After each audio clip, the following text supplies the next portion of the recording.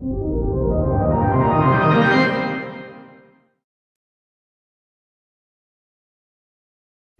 well hello, it's Felix here from the English band Hot Chip, and I'm here to talk about Ableton Live.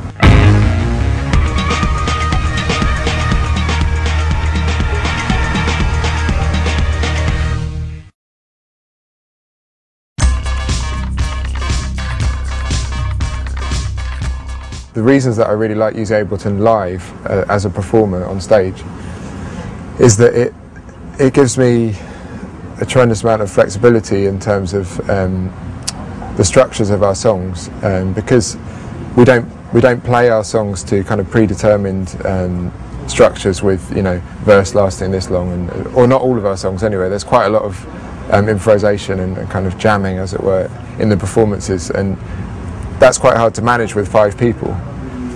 But the difference that Ableton's made over using, for example, the MPC that I used to use, is I can make very radical shifts in music very quickly. You know, for example, shifting from one track into another, because the Ableton project that I use is just one big project with all the tracks in it, kind of thing. So I use it to sequence all the drum patterns that I run, along with small bits of keyboard and some melodic parts. Not very many though, because we've got quite a hardline policy on sequencing. So we've always wanted to keep things as simple as possible. I think a lot of played percussion and drum parts, and all the keyboard parts played live. And we didn't really mean that to be something that would make us stand out, but I think a lot of people respond to the fact that so much of the music is played. So that's one of the main things that I like about using it on stage. And also just the sound quality is really good for me, you know, running it through a Mo2 sound card, and the bass drums really kind of cut through, and you know, there's a lot more kind of fidelity than the other ways that I've used sample drum things before. I use a Jazz Mutant Lima with this setup that I've got. So in conjunction with that, being able to just create controls for different effects and very easily and intuitively design different kind of setups for different songs is really good. You know, it's just the only real limit to what you do is kind of what you can think up to do within a song. So yeah, I guess those are the things I like about using it live.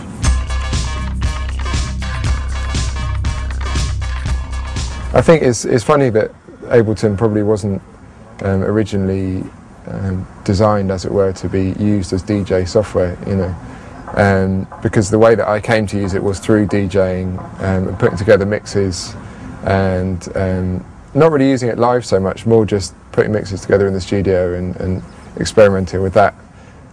And the first thing I really did with it was put together the DJ Kicks compilation that came out last year, and that basically taught me, you know, most of the stuff that I know about using it. So I came to understand using it through making mixes and DJing with it, and I don't really use it for DJing when I play out live that much, although I am quite tempted to start doing that. But at the moment I'm still on the vinyl format, I haven't moved on from that yet.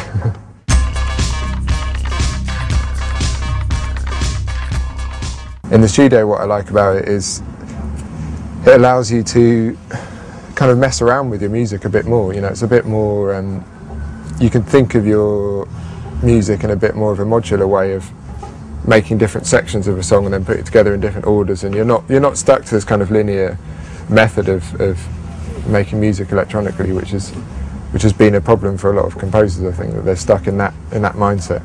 Being able to work on different parts and then mix and match them and things like that so easily is really important, and I guess that's like the great thing about the Ableton interface that, you know, makes it popular with so many musicians.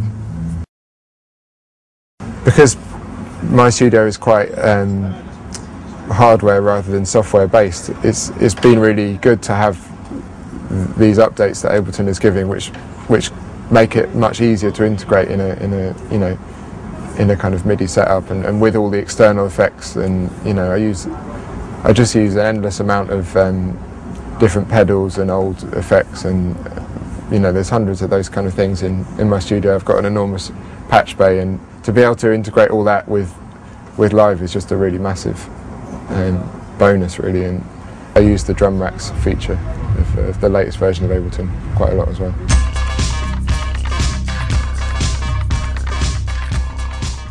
It's an incredibly intuitive feature. It just works exactly the way that you'd imagine it should work, if you see what I mean. But at the same time, it's very kind of flexible. So I like to tune a lot of the drums and percussion I use, which is something that I've only really started doing since I've been using Ableton, because I've got the power to do that, and I didn't really have that before. So so I do quite a lot of layering of sounds. I like a lot of the synthetic sounds that you get out of the machine drum, and some of the more kind of extreme effects, and the way that it's so easy to modulate the sounds and play with filters and envelopes and things like that. But I also like having access to a range of really good, well-sampled classic drum machine sounds, or just having access to, you know, any drum machine sound you can imagine.